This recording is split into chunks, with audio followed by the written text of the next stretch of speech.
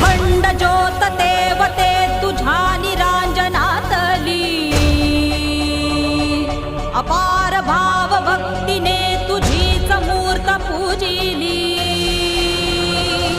त्रिशूल खड्ग घेऊनी विनाशण्या असुर ये,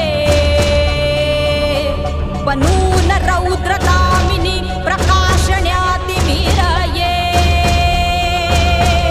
प्रतीक नारी शक्तीचे वैष्णवी महेश्वरी, तुझाच अंश राहू दे सदैव माझ्या अंतरी।